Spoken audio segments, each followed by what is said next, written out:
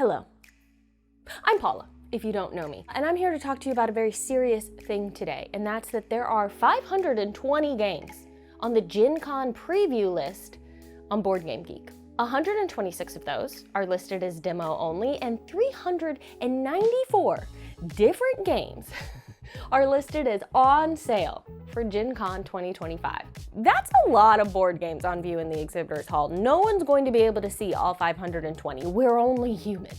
We've got to learn to prioritize. And so, I've put together a list of my most anticipated games out of those 520. These are the games I want to prioritize trying to see, maybe even get my hands on. I of course don't know if these games will actually be any good. This is a list of anticipation. So just so we're all on the same page. I did make a short list that has 49 games on it, and if you want to see that whole list, it will be up on my Patreon for you to check out. And yes, it was hard to narrow down from those 49. I couldn't pick just 10. So these are my top 15 most anticipated Gen Con games. Okay, so the first game I want to talk about is Vines and Flowers Blooming Harmony. This game has caught my eye for a couple of reasons. The first one is I really love floral motifs, and I'm always drawn to that kind of a nature-themed game, like Pergola, or Meadow, or Flower Field, or Flutter, or Pollen. These are all games I actually own, with the exception of Pergola, which I've not gotten to play yet. But I want to try it, because this kind of theme, it just always catches my eye. The other reason I'm anticipating this game is it's co-designed by Han-Chi Lee, who I've met a couple of times. But I think more of note than the fact that I've met him a few times is that he won the World Series of Board Gaming back in 2022. And so I'm just curious, like someone who is clearly very good at games, what kind of a game would they design? So I just really hope I get to check it out. It's all about drafting tiles that you slot into a 3D board to build up a pergola. And you have to match flower types as you build. And there are different insects on the tiles that give you special powers. And the more you build, the more flower tokens you collect, which are points. You're gonna see a few common themes in this list of anticipation, I think. And one of them is that I'm really drawn to aesthetics in games. And I love when you finish a game and you have something physically beautiful in front of you. And I think that's something that Vines and Flowers is going to do. Also, speaking of World Series of Board Gaming, they are a sponsor of this video, which has nothing to do with my choice to put Vines and Flowers on this list, to be very clear. But it does make for a handy segue. So instead of running the ad at the end of the video, let's do it now. The World Series of Board Gaming is now in its 4th year, and it keeps growing. If you like competitive gaming and you want to see how you stack up against other gamers from around the world, the World Series of Board Gaming just might be the place to do it. It's happening in Las Vegas from September 19th through the 23rd, and it is not too late to get tickets. The tournament grand prize is $25,000, with smaller prizes all along the way, including in Phoenix tournaments. If you get knocked out of your ring game early, you can keep playing, maybe win a little extra money. For more information, go check out WSBGVegas.com, and if you get tickets, use the code DICEY and get $25 off that ticket, or just click the link in the description below. Thank you to the World Series of Board Gaming for sponsoring this video. What was I saying before the ad break about aesthetics? Oh yeah, how I am totally swayed by them. So the next game I am anticipating is Sand Art. Now this is coming from 25th Century Games, and I have to say they have a lot of games I'm really enjoying lately. You can see a couple right over here. And Sand Art looks like it could be another one. I love coloring. I'm one of those people who is a grown-up and still has coloring books. And I love like blank and write, you know, like roll and write, flip and write, whatever, fill in the blank and write, that genre of game. And sand art is a flip and write where you color in your jar to make sand art. It has this mechanism where you can get cards of primary colors and combine them to get access to secondary colors to fill in your jar. And as you fill your jar in, you can unlock points or special abilities. And it sounds like a chill puzzle where I get to do some coloring and again, have something pretty at the end to show for how I just spent the last 30 minutes. I don't think it has a solo mode though, and I wish it did, because honestly, I want to be able to just color by myself, which I guess is what all my coloring books are for. But why not gamify it? So I'm not really a big fan of puns, generally speaking, but Petiquette is pretty good. Pet and etiquette put together, Petiquette.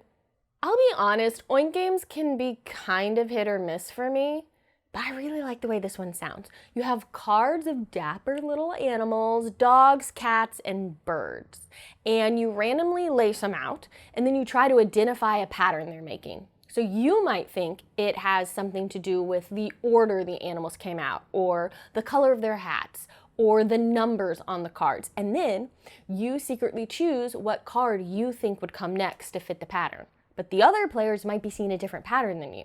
Maybe you think it's obvious that a red hat card should be played next, but Yahoo over here thinks it should be a bird card regardless of hat color. If you match answers with people, you earn points.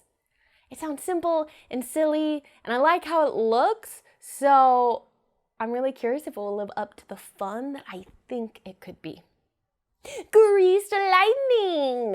Lightning train! This box feels like it should have an exclamation point on it somewhere, right? Is it just me? Also, sorry for the weird intro to this one. Just lightning train makes me think of greased lightning from Grease. It's greased lightning, go, greased lightning, we're going on the golden drive, greased lightning, go, greased lightning. I'm curious about checking out Lightning Train because it's coming from Direwolf, and they make some cool games, but also it's designed by Paul Dennen, whose name is very similar to mine, but no, we are not the same person. Paul Dennen also designed Dune Imperium, published by Direwolf, and that is a top 10 game for me.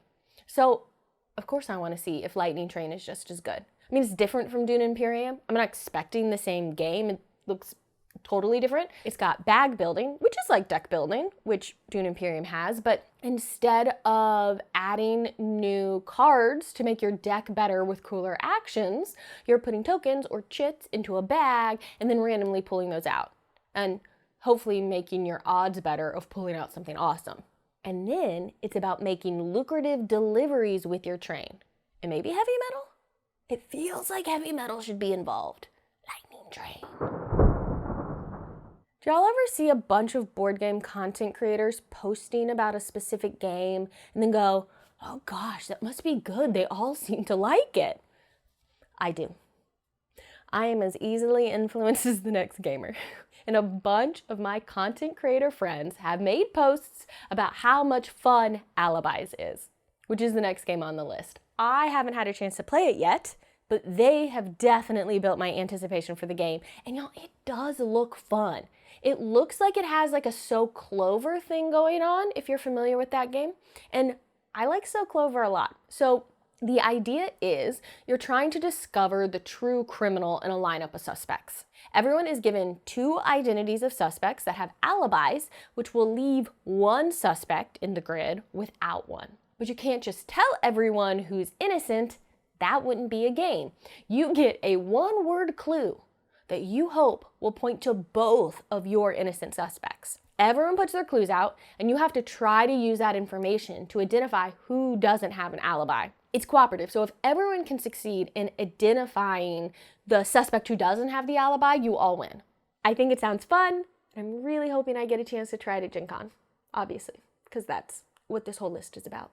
Grand Central Skyport is another game coming from 25th Century Games. It's got that real good Andrew Bosley art, and the thing that really made me put it on this list, y'all, it has a rondelle. I love mancalas and rondelles in games. I think it is such a fun way to do action selection. Basically, a rondelle is a circle with different action options, and you move around that circle, and where you land is the action you're taking. And games often have costs associated with moving further around the circle. And this game has airships, and you're building out your steampunk-ish skyport with ships, which are grouped by color and get more powerful as you set collect them. But getting new ships in might cause you to have to rearrange your current ships, which could mess up your plans. So you've got to plan your puzzle and move around that rondelle strategically, and also attract tycoons to your skyport to get cool powers to manipulate your airships and get more scoring. I think that spatial puzzle and possible like combo feel sounds like it could be fun. I'm anticipating fun. Give it to me.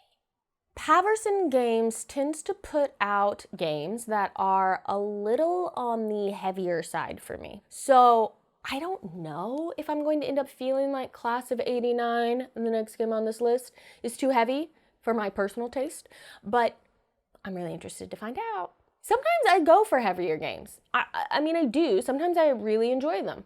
I was surprised to learn that I really like Beyond the Sun. That's a pretty heavy game for me. And Board Game Geek is currently listing the weight of Class of '89 as a 3 out of 5. Will this actually be a 3? Or is it going to be heavier than that? I've played other games that are listed at that weight on Board Game Geek, and they're totally fine. And they work well for me. 3s seem to be pretty good. So maybe this will be 2? The weight rating system on Board Game Geek, I mean, it's all down to perspective, right? And often the weight is rated by Board Game Geek users. And I think Board Game Geek users tend to underestimate how heavy a game actually is. So that's when I'm like, well, is a 3 going to be too much? Also, at this point, the game hasn't come out yet. So I believe the weight listed on the page is submitted by the publisher. And are they accurately judging the weight of their game? You know, I don't know. I feel like it sounds like I'm being critical, which isn't really the point of this list. So if I'm worried about it, why am I highly anticipating this game? Well, like I said, sometimes I do like a heavier game. Also, I think this theme sounds super fun. I was the yearbook editor in 8th grade. And I mean, that's what this game is about, putting together a school yearbook. And it's got set collection and tile placement with proximity bonuses for scoring. Those are all things I like. And I love this late 80s pushing into the early 90s aesthetic. It's nostalgic for me as a 90s kid who watched a lot of Saved by the Bell. And I want to play a game in that world. So I'm really hoping to get to check this one out. I'm gonna cross my fingers that it's not too much for me. So up to this point, we've been talking a lot about aesthetics and how they appeal to me. But a new theme is going to start emerging here as we close in on the second half of this list. The anticipation is building, and so is the deduction. I really like deduction games. The Guest, the next game on the list, caught my eye because this is the BGG description. The commander is dead, thrown into the cold, unforgiving void, and it was I who voted against her, sealing her fate. Now, uncertainty torments me. The ship's doctor claims that the host was not on board, that the threat is still latent among us. Communications have been extinguished since we left the planetoid, and I know that at least one of the crew is harboring those abominations that infiltrate the brain and usurp the will. 5 days after the last vote, we remain isolated from everything, crossing the void at a dizzying speed, living day by day on the way to the Aurora space station. Time is running out, and return is impossible. The new commander has called for another vote, and the engineer's gaze shines with a disturbing suspicion. Or maybe I'm losing my mind. Anyway, I think I'll vote for her. What? This is a game with hidden roles and traitors and voting. Some players are spaceship crew members infected with a parasite, and they want to infect others, but the others don't want to be infected. I mean, duh. And then the BGG description ends with, but be very careful. A third side could appear if someone loses their mind. I'm curious. How could I not be? The tension, the drama, the voting. As long as if people are voted out, I don't know if this game has player elimination. And if it does, I just want the rounds to be quick because it is no fun to get voted out early on in a game like this and then not be playing anymore. So that is one thing I really want to see if I can find out about this title. Is there player elimination? And if there is, how long are people eliminated for? I like solo games. There, I said it. I love playing games with other people and being social. But I also really like getting to sit with myself and do a puzzle or play out a story. And Hercules and the 12 Labors from Envy Born Games is one of the solo games that has caught my Gen Con eye this year. In this game, you play as Hercules, and you're trying to complete the 12 labors, and these challenges are represented with cards that have different dice result requirements to be able to fill them in and complete them. And you have other cards that give you powers that let you manipulate your dice results to help mitigate some of that luck factor. I think this looks beautiful. The cards have this gold and silver foil in their art, and I like rolling dice, even though dice hate me, so hopefully I get to check this one out. Admittedly, there is not a lot of information out there about this next game, so I almost didn't include it on the list, but the information I can find sounds cool, so I am anticipating this game, and I want to seek it out at Gen Con. So here we are. Mystic Curling Club, a dexterity game where you're sliding dice around a board to play a magical game of curling. You play as like a witch with special powers, which can help you change the board state. And I just find something really charming about this description of the game. And I think dexterity games are fun, and I want to know more about this one. We've got another Devere game on the list and another solo game, though this can also be played cooperatively with two, it looks like. It's Ace of Spades. And in Ace of Spades, you're a cowboy facing off with demons? Spawns from hell? Anyway, you're playing poker hands to do battle against evil. Again, there's not a ton of info that I can find as of the time of writing this about like what exactly you're doing in this game, but it looks like the stronger poker hand you can build, the stronger attack you're able to do against the enemies, and the more enemies you defeat, the more powerful you get. I think that sounds pretty cool, and I like the spooky Wild West type theme. So, yeah. I don't know if you heard this about me, but I like deduction games. I just like solving mysteries, I guess. And they make me nostalgic for growing up playing Clue. Anyway, here's another deduction game for the list. Here Lies. Y'all, this looks so neat. You play as the world's greatest detectives, like Sherlock Holmes or Kate Warren, the first female detective in the US. She was a Pinkerton, and other cool fictional and historical figures. Those characters give you specific inquiry cards, which you can play to get information about the case. And one of the players is sort of running the game. They know the answers, and they give out appropriate clues and information to help the investigator solve the case. I really like the way this game looks. It's got dry erase boards and cards to help you keep track of information, and this mat with a skeleton on it to help you track evidence, and I think it looks really cool and evocative and like something I want to play with my friends.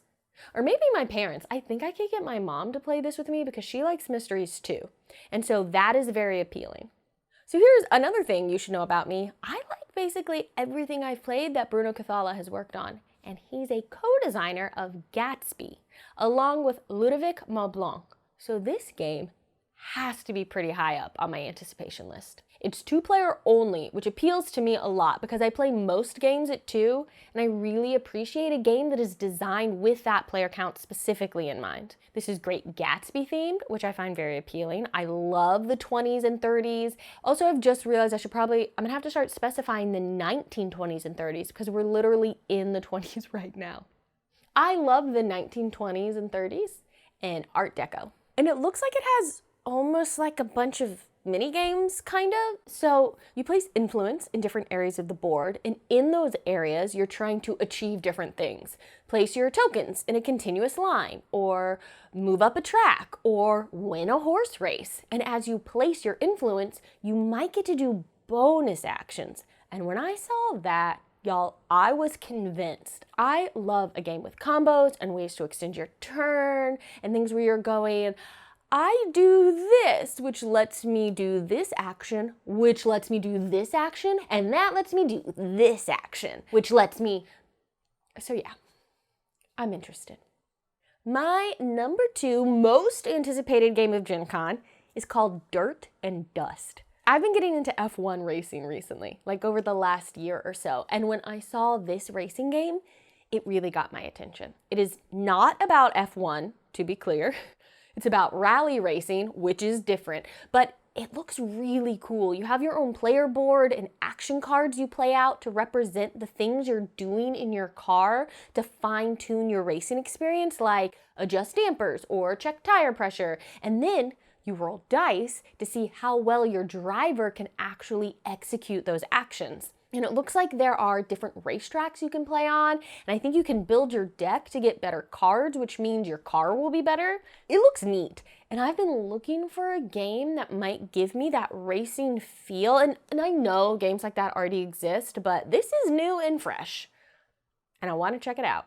We did it. We made it to the final game on the list, my most anticipated game of Gen Con, and it's a trick-taking game called No Loose Ends. This is the game on the list that I most want to come home with a copy of. I love trick-taking games, and I saw my friend Alex of Might I Suggest a Game talking about this game and how great he thinks it is. And Alex and I have very similar tastes in games, I think, so his praise made this an instant want for me. So in this game, you're trying to pull off the perfect crime, leaving no loose ends, which is the name of the game. And loose ends are represented by tricks you win that don't fit your bid you made at the start of the round. Each round, you bid what you think you'll win, and you do that with cards that are in your hand. So you might lay out a blue suit card as a prediction that you're going to win a trick with a blue card in it, and maybe a 9 value card because you're predicting you'll also win a trick with a 9 in it, etc.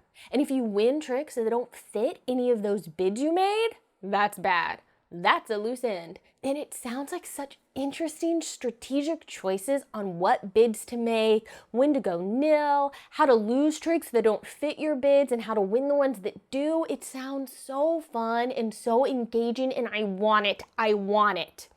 I want it. So there you go. The 15 games I'm anticipating the most this year at Gen Con. Who knows if I'll actually get to check all of these out. There are so many games at Gen Con, and it's so easy to miss things. But I'll be looking for these for sure, and I hope I get to discover as many of them as possible. If there's anything you're anticipating from Gen Con that isn't on this list, I would love to know what it is. Leave it in the comments below. Also, if there's anything that sparked your interest because of this list, I'd love to know that too. Thank you so much for watching this. Thank you to my patrons who support what I'm doing here on this channel. If you are interested, please go check it out. Patreon.com/thingsgetdicey. If you want to know everything that was on my short list of 49 games, you'll be able to find that over on my Patreon. Thank you so much to World Series of Board Gaming for sponsoring the video. I really appreciate their support of what I'm doing on the channel as well. Don't forget to click the link in the description below if you want to check out WSBGVegas.com for yourself and use my code DICEY. I appreciate all of you. If you made it all the way to the end here, here's something I would like to know. Something I normally do in top 10 videos for some reason is wear a headband in my hair. It's like that's my top 10 character. She wears a headband, and I didn't do that today, and it felt a little weird. And if you made it all the way to the end and you noticed she's not wearing a headband, and normally she does, I would like to know that. Maybe that's a weird thing for anyone other than me to have ever noticed, but did you notice it? Let me know. All right, y'all, thanks so much. Catch you next time. Enjoy Gen Con if you're going, and if not, enjoy not being around a massive crowd of people. Okay, bye everyone.